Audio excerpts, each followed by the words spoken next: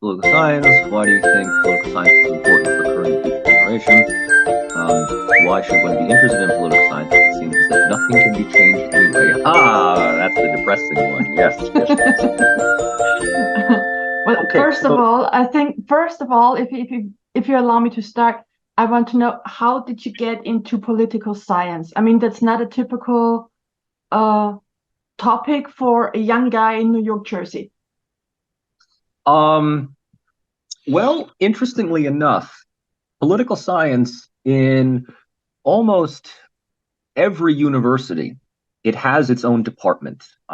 It is larger than many people think. I think that the question that you ask is because when people are in high school and they want to graduate and they go on to university, right? They think of um, like history, biology, chemistry, English, physics, something like that, right? So political Right. science is like, well, what's political? Like, what's political science?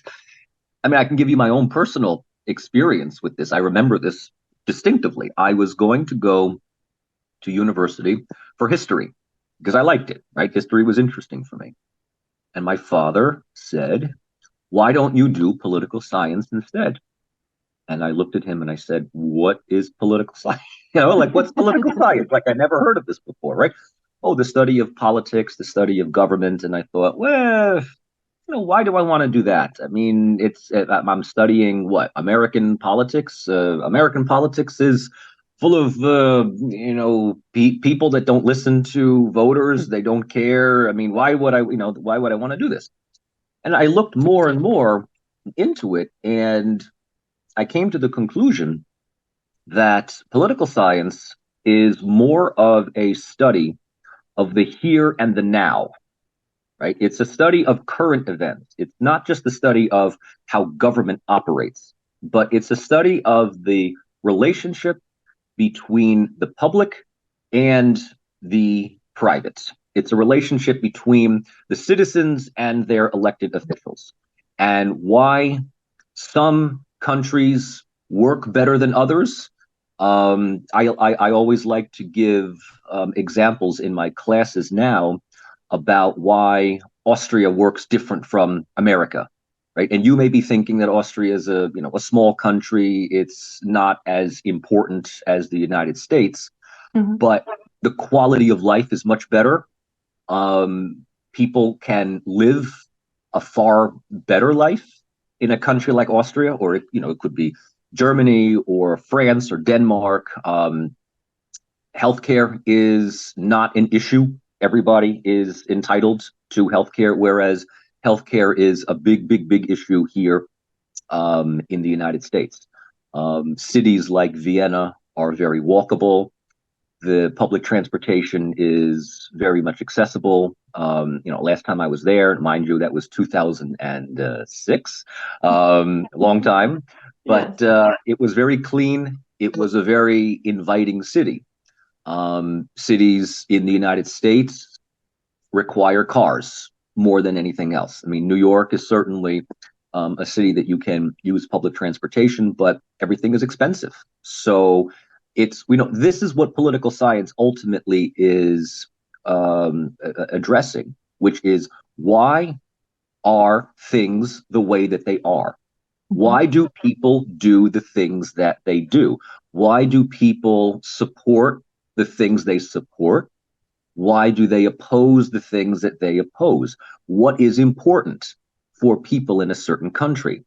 So, in this, you have to actually look at history, right? You need to understand history in order to Right. understand why these things work the way that they do. It's not just because Austrian culture is just different from American culture. No, I mean there's a lot of similarities, but there are reasons why things are the way that they are, and whether you agree with them or not is not important.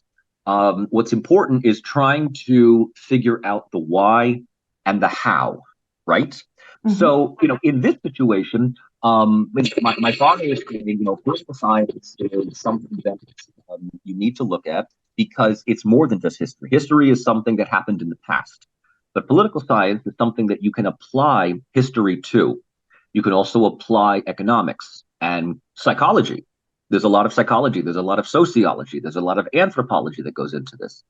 So all of these disciplines are part of what we call the social science family. And, I've been now not only studying political science for more than 25 years, I've been teaching it for more than 20. So, I'm in the profession now, and I will always tell my students, good political science requires you to utilize at least one other of these disciplines, right? You need history in order to do good political science. You need to understand economics. You need to understand not just simply the quantitative approaches. You need to understand economic history. You need to understand economic theory, right? Adam Smith, Karl Marx, David Ricardo, basic elements like that, because there is, even within those economic theories, there is an understanding of history and sociology and how people work together and how people respond. So now when I think about this, right, political science is something that most students today, when they do political science, and I always ask them, why are you doing political science today? And they will always say, well, it's, because I want to go to law school. And I'm thinking, well, you don't need to do political science in order to go to law school. As a matter of fact, you can just kind of forget political science altogether. I mean, law school is one thing, but they just think, well, what else am I going to do? The funny thing is that in all of the years that I have been teaching political science, there has not been, I think there's only been one or two students of mine that have actually gone into politics, if you can believe it. Like most people think, most people would think, oh, political science, I'm going to become a politician, right? I'm going to enter government. Surprisingly, no, they don't. They don't do this. They don't run for local office. They don't enter government. I mean, sometimes, they will maybe go to DC for an internship. They might work in some policy think tank. But in terms of actually running for office and campaigning, I can count on one hand, the number of people that have done that and still have maybe a finger or a thumb left over. So interestingly enough, people don't study political science because they want to go into government and politics. They want to study that. Mm-hmm. If they go on to grad school and do their master's or they do their PhD, then more often than not, they're either going to go into teaching political science or they're going to become think tank researchers. They're going to work maybe for certain marketing firms. There's a lot of things that one can do with a political science degree. If you go for a PhD, it's just simply because you want to teach at university. But getting an undergraduate degree is quite versatile because it's not just law school. You can go into journalism, you can go into media and communications, you can go into broadcasting, you can go into marketing, you can go into business relations, because a lot of that also is how people communicate. The diplomacy in all of this, right? I'm fairly certain that in your line of work, one very important aspect of, is working with people and trying to get certain people to respond positively in a particular way. So there needs to be a sense of diplomacy. There's a sort of an anthropological approach to it, right? So, political science is actually, I have to thank my father for saying, why don't you just go into political science instead? Because history, don't get me wrong, I love history, and I think that we need good historians, but that is really only one piece of the puzzle.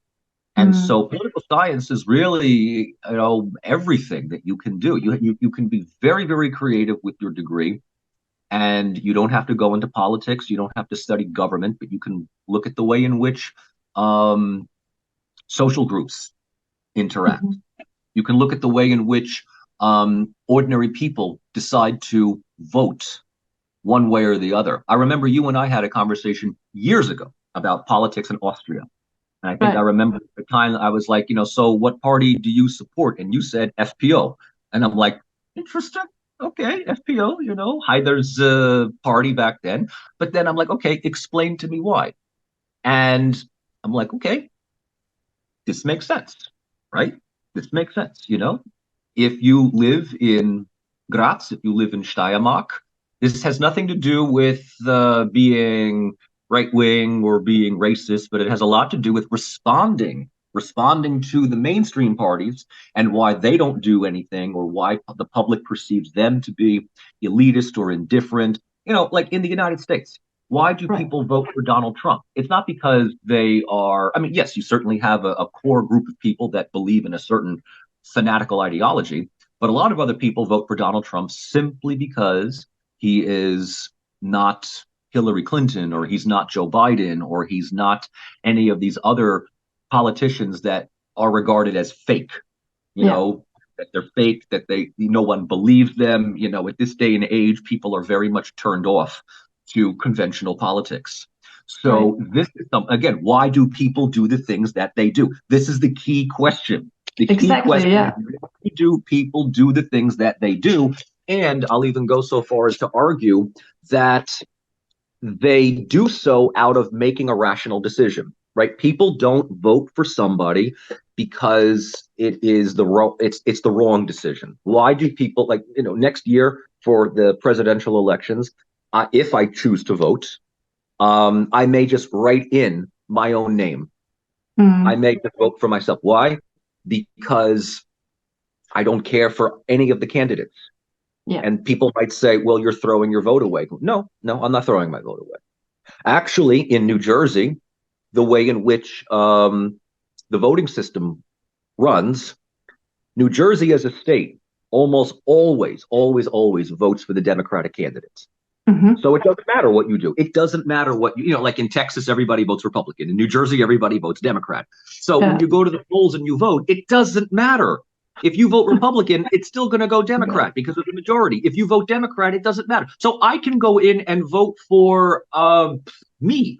I can vote for Bart Simpson. I can vote for Batman. It does. It's not going to change. It's not going to change anything. So is that a rational decision? Sure, because I'm not going to vote for a person that I don't believe in. And if this is not a critical state where every vote counts, which, again, I can even go further and say my own personal beliefs, that all of the most important aspects about the United States, all the major accomplishments, the progress in the United States, all of this was accomplished without voting. This was accomplished through people in power making decisions. That's it. You don't vote. You don't vote to end slavery. You don't vote to give women the right to vote, right? This just happens. Right. So, people it's sad, will make, but it's true. Yeah. People will make decisions that are for them rational. And sometimes we have to understand the rationality of the irrationality. Right now, I'm sounding almost philosophical here, right? We need to understand a little bit. Some people will do things that we think are irrational or just stupid. But for them, it is a very rational decision.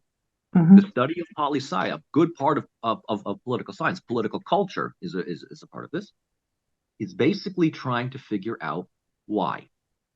And that's it. Why?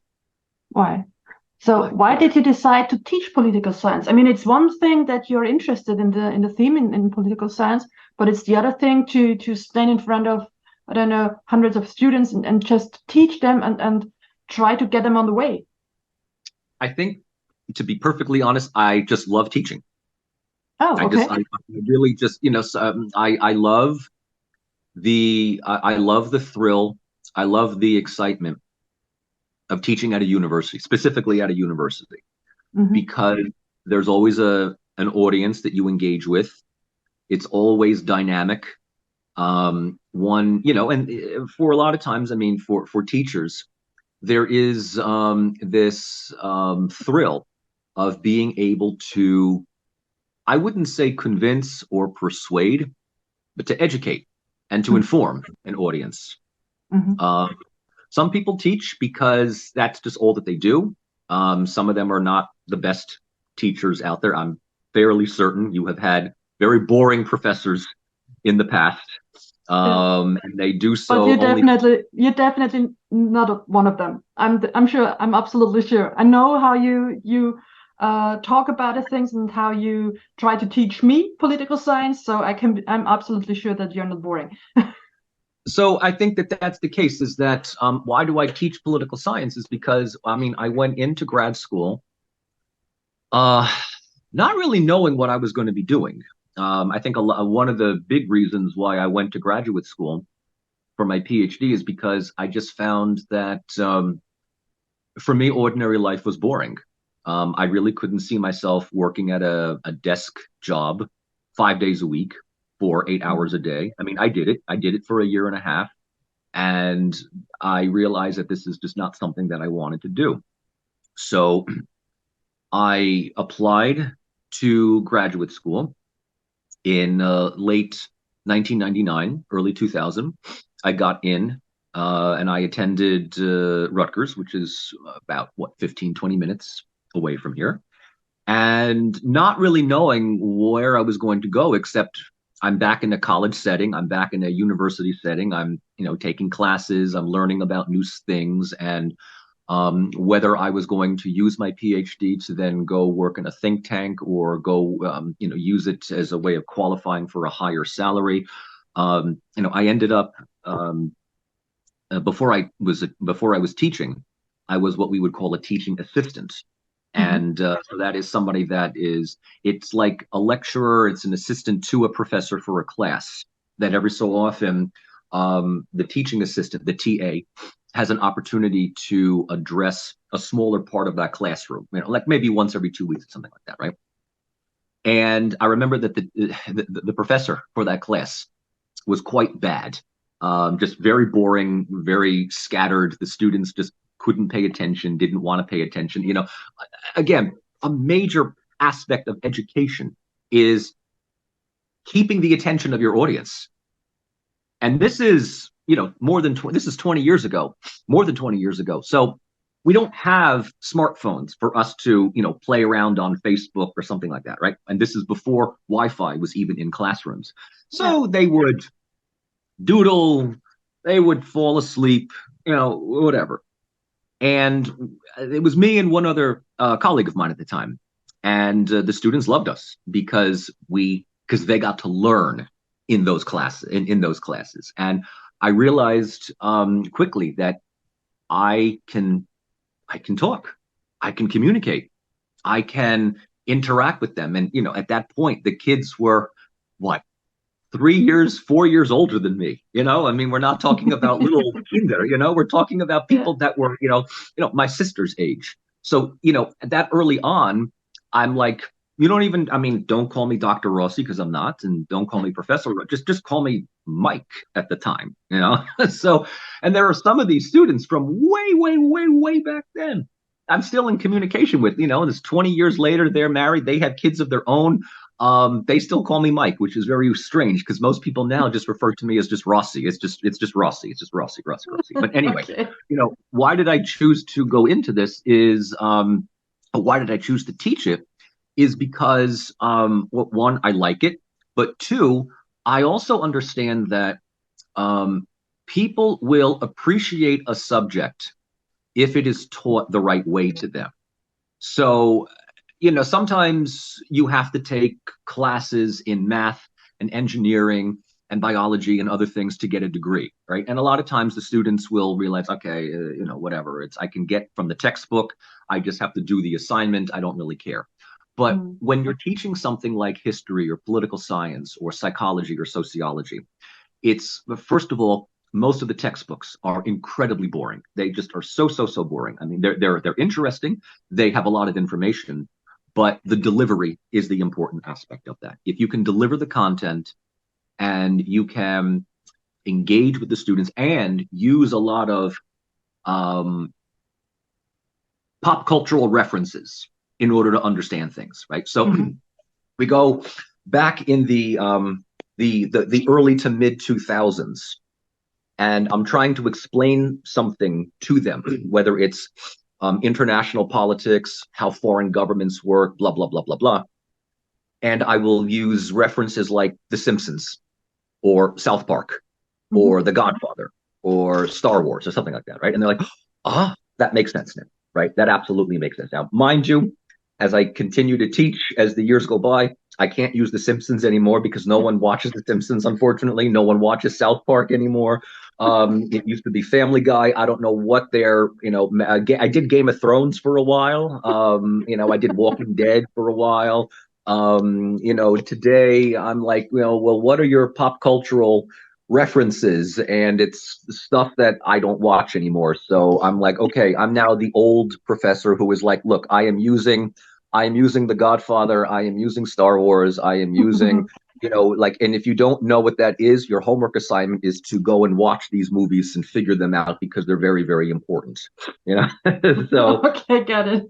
but my point is that I decided to teach because I felt that that was a way that one could inspire and create an interest in the subject. Now, some people would say, well, isn't that also indoctrinate? I mean, a lot of times you think, professors will have one avenue, have another way, and they kind of, I don't want to, brainwash students or whatever. No, no, no, no. I mean, started out, I started out teaching when I was quite conservative. When I was quite conservative, I was like the token Republican in the department. Now I'm the Marxist. I've gone all the way to the other side. So, where, I said, guys, you need to know the lyrics to the International here, so, but I always tell them, right? Your opinion is important. Your comments are certainly welcome. Whatever position that you take, keep it, but make certain that you are able to back it up with facts. So unless there is somebody that is incredibly wrong or incredibly extremist in class, and that rarely happens. Doesn't matter what my views are, right? They know what my views are, but some of my best students are and have been conservative. Some of them have been of all political persuasions. I say, keep your views. If your views are challenged, decide whether you need to change your views or defend your views. I will not tell you one way or the other unless there is something that is factually wrong. Like if someone says, Germany invaded Poland in 1943, no, it's 1939, right? You have to know basic facts here. But other than that, I like teaching in the idea that it gives the students also finally the ability to speak and be heard. And they love that. They absolutely, sometimes you sit in a class and the professor says, I don't care what you think. Just write everything down and repeat everything back to me. And you don't learn anything there. You just learn how to copy and repeat. But if I give you the opportunity to voice your opinion and say, I don't agree with that, I'm like, beautiful. What don't you agree with? What do you disagree with? Let me hear. And they come back. They come back again and again and again. And so students will always ask, what classes are you teaching next semester? Or, can I sit? I've even had students that are like, can I sit in on your classes? It's like, I don't have time to take your classes, but can I sit in? I had one student years ago. He was like, I can't take your class. I'm just not doing well. I'm going to fail. I'm going to withdraw. But can I still come to your class? And I'm like, wait. You're failing my class, but you want to sit in on my class? I go, yeah. And I could, just because you don't, why? Because I just want to hear the stuff. I don't want to do the assignments. And I said, I don't care. Okay, go right ahead. You wanted to show up. That's fine. Yeah. And that's something that's very important because I think it's more important than ever before that the people can have a voice and that they get heard. That's right. What do you think about this time right now? I mean, that's why political science is so important for me, in my opinion, right now, because most of them, they type in some stuff and comment stuff on social media, but they don't get heard. Right. There is, especially within the last couple of years, this is a good point that you asked, that you raised, because a lot of times the students increasingly, and it's across the board, whether it's the US, whether it's Uzbekistan, whether it's Austria, whether it's Serbia, many students feel like they are not being heard in the larger world. They don't agree with the traditional politicians. They think that all of this, if you'll pardon my, if you'll pardon my German, is Quatsch. It's BS. Right. It's nonsense.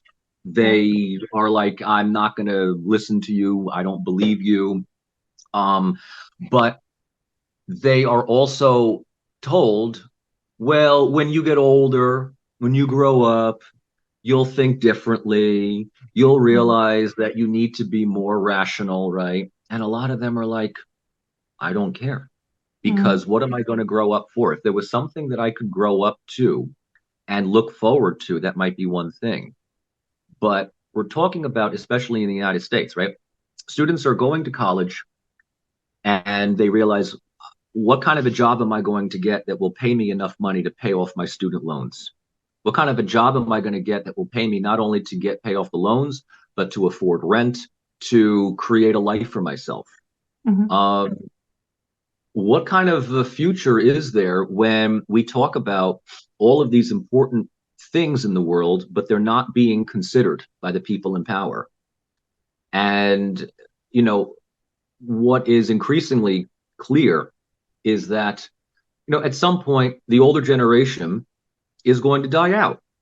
And the older generations are the ones that vote for these parties, whether they are in the US, in Germany, or, let me think about whether it's France under Macron or Germany under Scholz. I mean, I can't think of anybody that I know in Germany that actually thinks that Olaf Scholz is a good guy. I mean, they just, not that he's a horrible chancellor, but they just think that he's an idiot. He's a moron, right? Yeah. And they're like, how do these people, especially people like, Anna Baerbock or whatever, how do these people get into power, right? Yeah. Why are we focusing so much on certain issues that really only are important for people in their, I don't know, mid 30s to upper 40s, professional managerial class? What about the working class?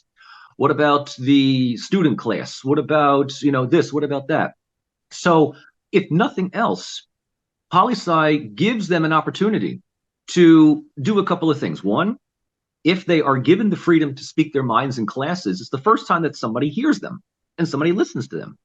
And the second thing is that they realize that, especially if they learn about political theory or political philosophy or political history, that they are not the only ones that have felt this way. That, the history of modern political development, which is effectively from, one could say, either the French Revolution or, as I like to point out, the 1848 social revolutions, right? Big thing in Europe. 1848 is where it goes, right? So I'll tell you, we have 10 minutes left. So I'll finish this sentence and then we can log off and log back on if you want. Yes, please. They recognize that their problems, again, with the establishment, with the elite, is no different from what people were complaining about in the mid-19th century. And so they will rediscover things like Marx or Engels, or they'll read Gramsci, or they'll read Kant or Rousseau or Locke or Machiavelli, or they'll read whatever it happens to be, right? And they begin to realize that a lot of these issues, these socio-political, socioeconomic issues, are perennial, right? They're generational. And so they begin to realize that they can, if they really want to, they can make a change. May not be able to do so at the government level, but they can certainly do so at the neighborhood level, right? They can make their neighborhood better, or they could at least try to remind people in power, hey, I'm not going to vote for you just because I have to vote for you. No, I'm going to vote for somebody else. If you want my vote, you have to earn it. And this puts a lot of, and this makes a lot of people that otherwise wouldn't care very, very scared.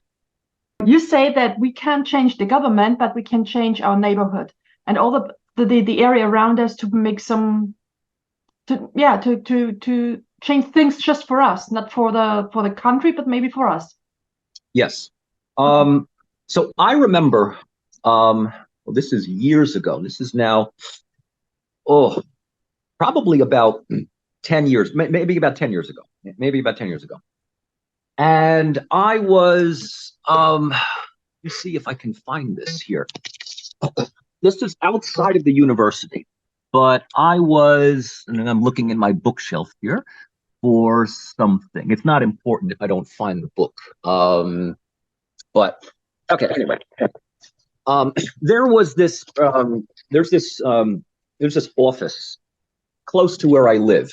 I think it's called something like the Citizens Group or the Citizens Campaign, something like that, right? It's a think tank. It's a little research group based here in New Jersey, and it's run by this guy that I remember I had this conversation with him, and his group is basically there to inform, educate local people about local politics, right? Local government, local politics. And he said something that I believe is one of the most important things that I've ever heard, and it's not even in a university. He says that there is this paradox in which the people in a country, the highest percentage of people vote for the national government, right? They vote for the president. Mm-hmm. And yet the president or the governor, the senator, they do the least amount of work that directly affects people's everyday, day-to-day life, right? Mm-hmm. Local politics, local government, like your school board, your planning board, your zoning board, your board of your town council. These are the people that make decisions that directly affect your life. And yet, those are the people that get the least percentage of votes because people don't vote for them. They don't know who they are. Mm-hmm. A lot of these people don't campaign. Like if you were to ask me right now, who is on the Middlesex County Board of Education, I'd be like, I have to look them up. I have no idea who they are. I don't know who they are. And a lot of times these people love not knowing or love knowing that people don't know who they are. You want to know why? Because they have a very, very, very small group of people that are just simply told to vote for them. And they run again and again and again and again and again. And oftentimes these people don't ever get challenged. Mm-hmm. So it's something in which it's a nameless, faceless, bureaucratic job that's turned into a lifelong career. And yet, the people that are on the Board of Education get to decide what is taught in schools, right? We always have this thing, teachers are teaching this in school and their brain. No. They're not doing that. Teachers, especially in grade school, have to teach what the Board of Education approves of in the curriculum. Mm-hmm. You only get to do this independent stuff at the university. But at the grade school level, you have to teach these things. So local politics is much more important.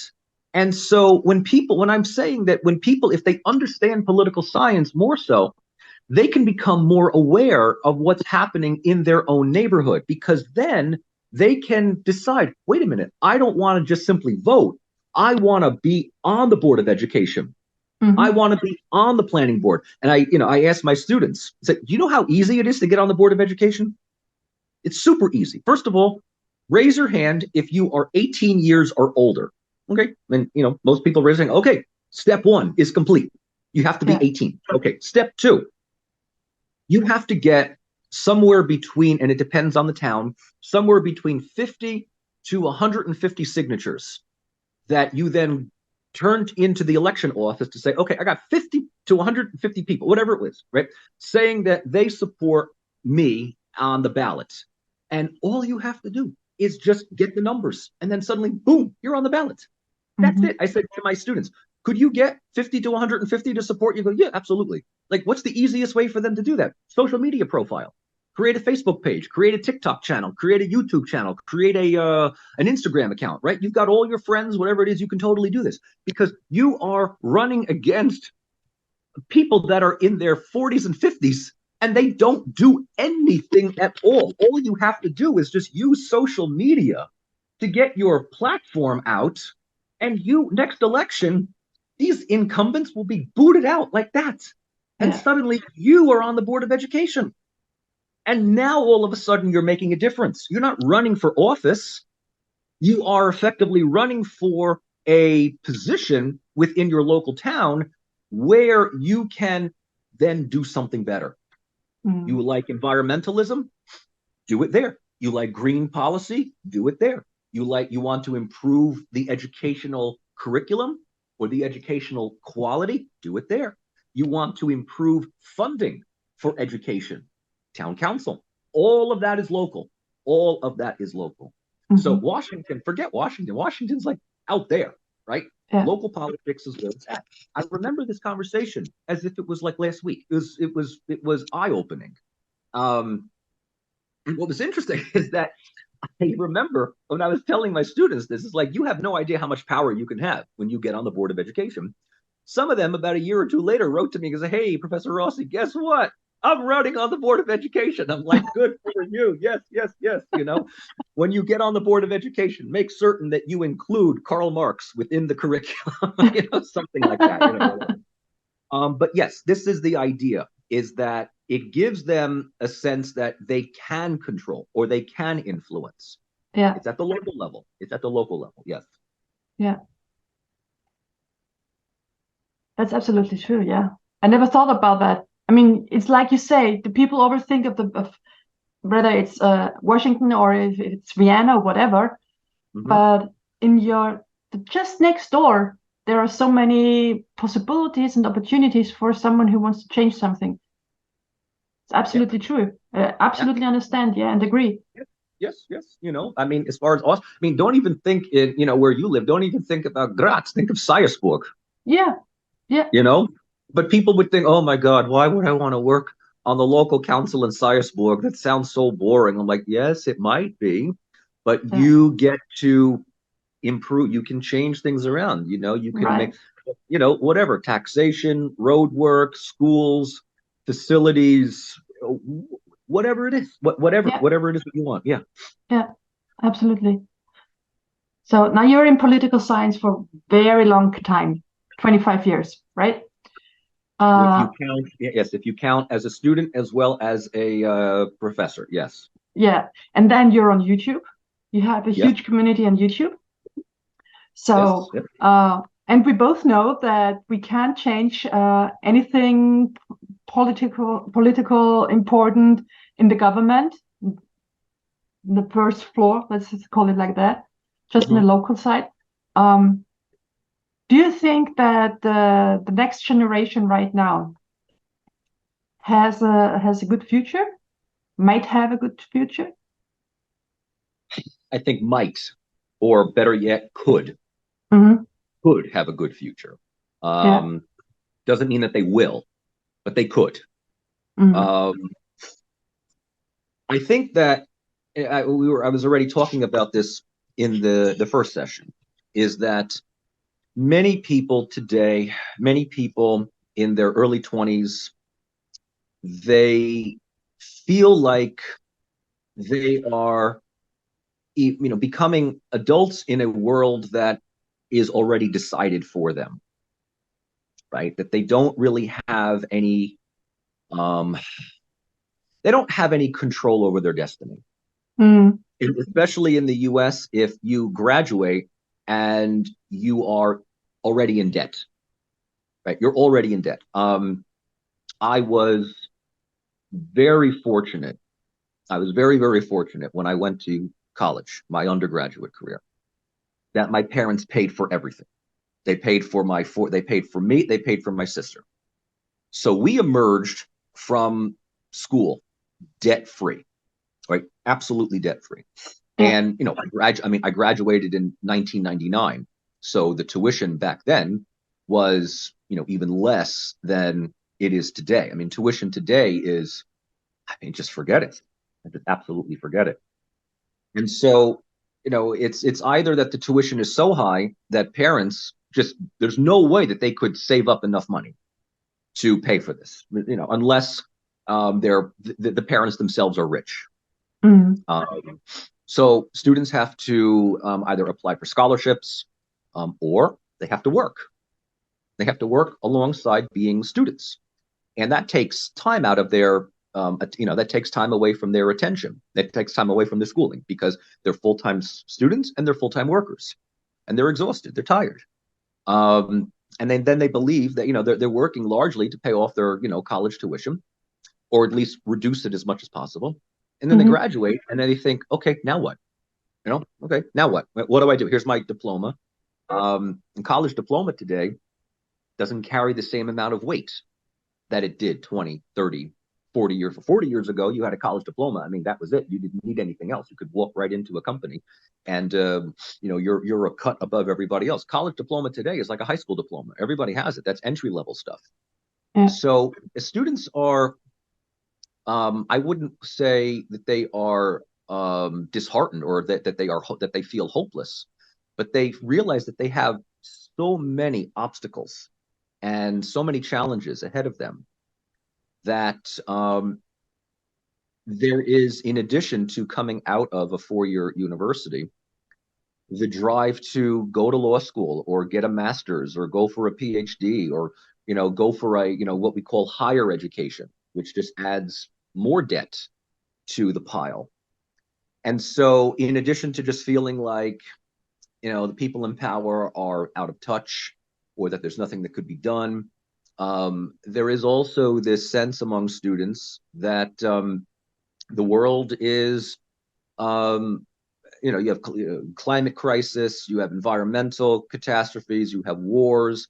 I spoke with a student, a former student of mine, 2 days ago.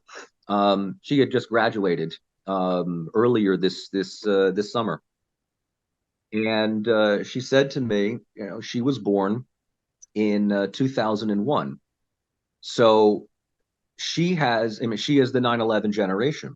Mm-hmm. So she obviously doesn't remember, life before 9/11, but growing up, there was always this sense of some existential crisis: terrorism, war, economic uncertainty, global warming, refugee crisis. I mean, there was never a time where you could grow up thinking, you know what, my future is good.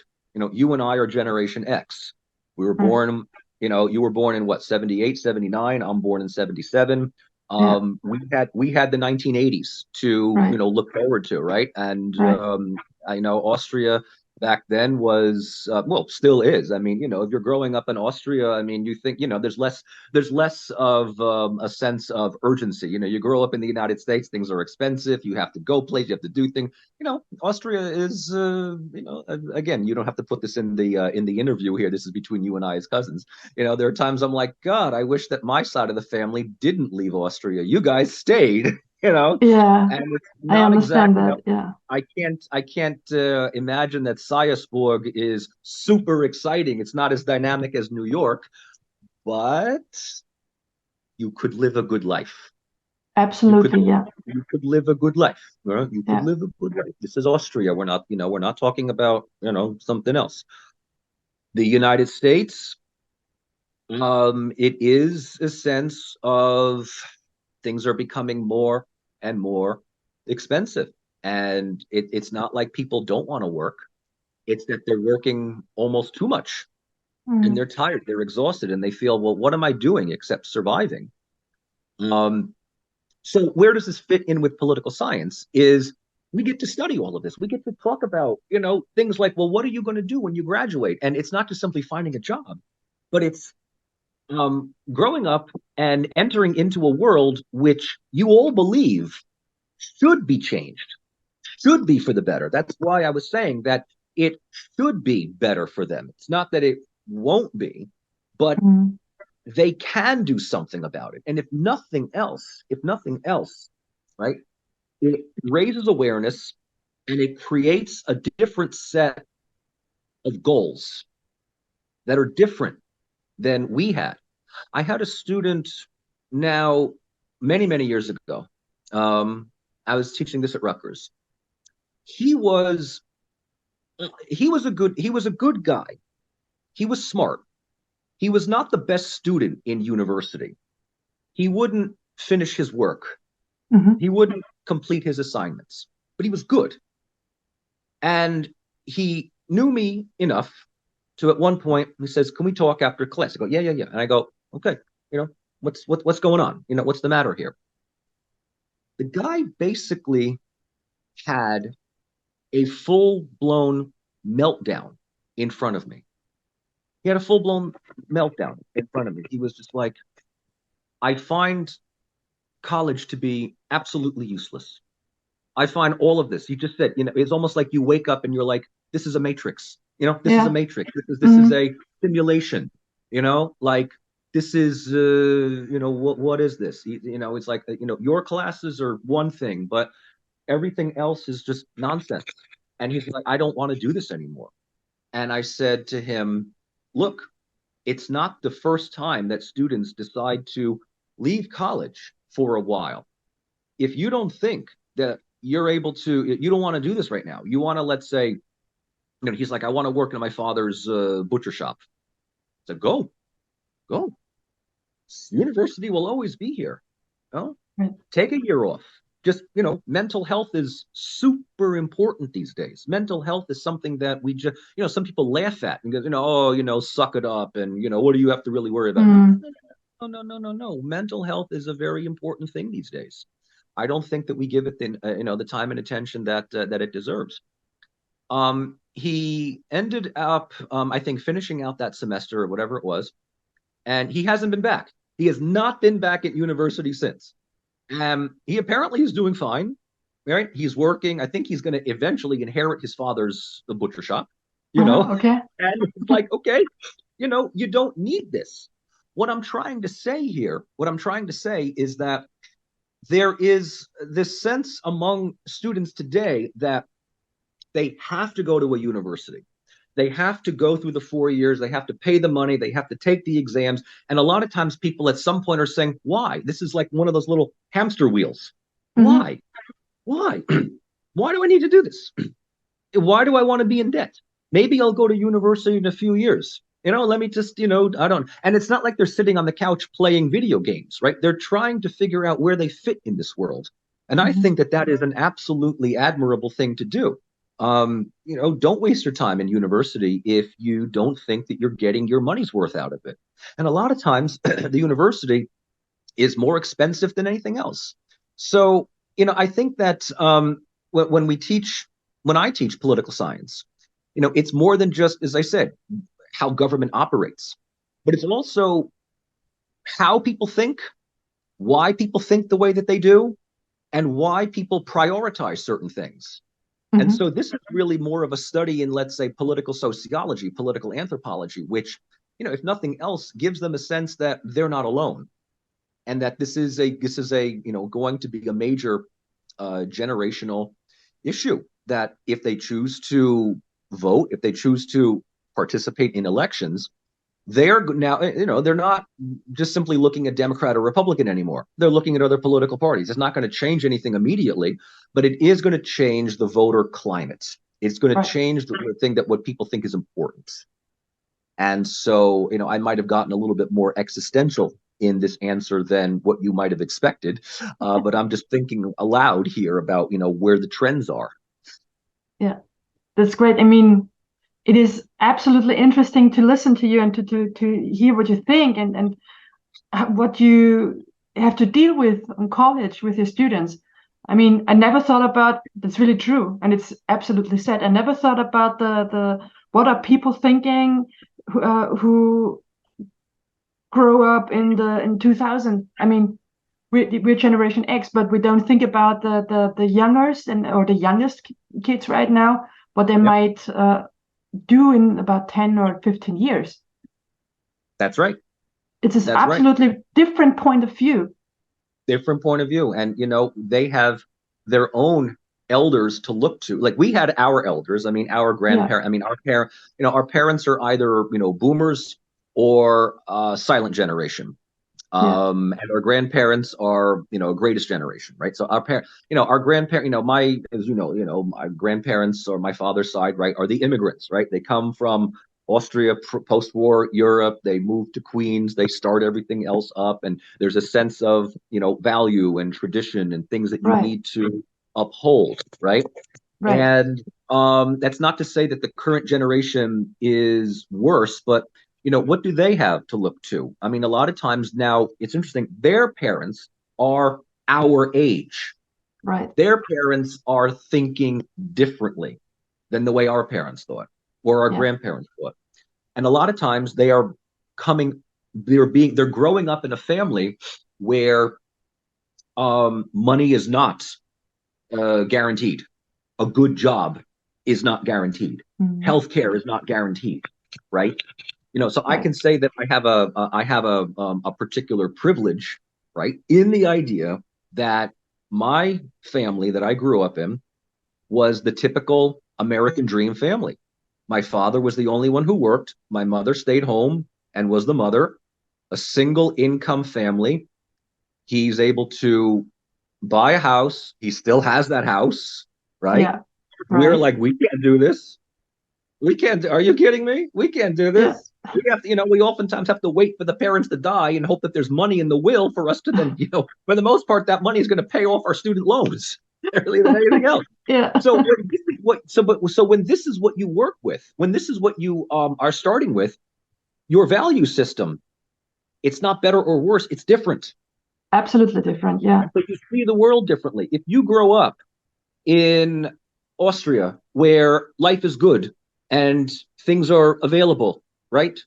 You're going to have a set of priorities where you feel like you can start a family, you can have kids, you can take August and go to you can go to Italy, you can go to Greece, you can go to Croatia for 1 month vacation, right? We don't do that in the States, right? We can't do that, right? We cannot do that, right?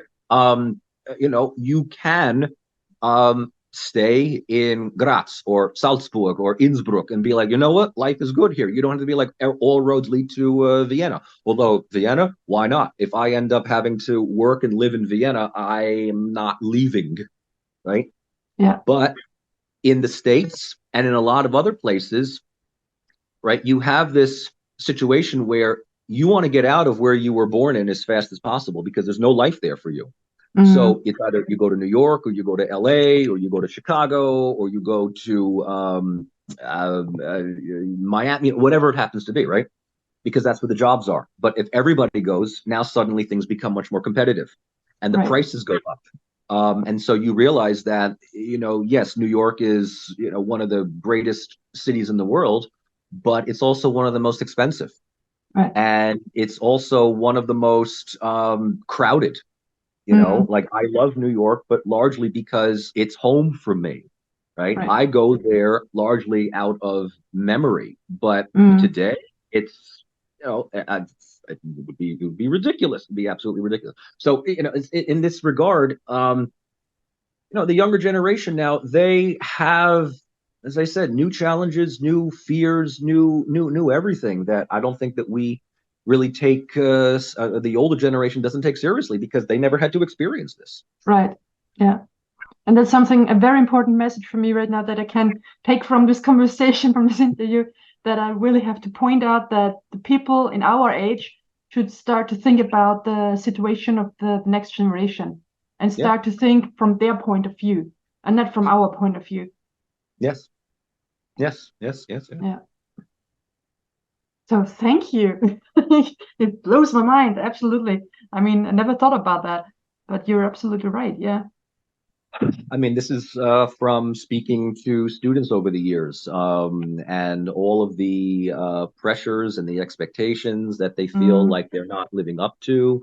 And how are they going to, where are they going to go? What are they going to do after all of this, right? I don't want to say that it's hopeless. I mean, I don't want to sound completely depressing, but there are a number of them that are like, I'm going to do this. I'm just going to, go here. I'm going to get my law degree. I'm going to do this. I'm going to do that. They find jobs and they, start careers and they're doing good for themselves and they're buying homes. Well, they're mortgaging homes, right? They're having kids and they're doing, wash, rinse, repeat. I mean, my sister is, proof of that, right? They live a good middle class life here, right? Yeah. But again, right? But again, when you ask them about politics, when you ask them about the larger issues, a lot of them are just like my sister. My sister's like, don't get me involved. I don't want to talk about politics. There's nothing I can do. Everything is depressing. I'm just really, really scared. Don't, I don't want to be bothered. I don't want to just live my life. I just want to mind my own business. What can you do? They're all stupid. That's it. Yeah. Okay. But it's interesting that it changed, extremely changed, because here the people in Austria always thought, myself as well, you have to go to the United States to fulfill your dream and to become whatever you want, to have a good life. And right now, it feels as if it's better to come to Austria because we definitely have the better life. We Yes. have more opportunities, we have more insurance, we have the better social life and everything. It absolutely switched over in a different way. Well, it's been 100 years since Austria had to worry about being an empire. So, Yeah. it's been, it's like, once you no longer have to worry about the Bosnian question, Yeah. you can just be like, hey, let's go to Grinzig for the weekend and have some wine, Yeah. And why? Because we can do that, Exactly. This is my profession. Yeah. And I enjoy it. The minute that I stop enjoying it is the minute that I'm out of it. I'm not doing it when it's no longer fun. I'm no longer doing it.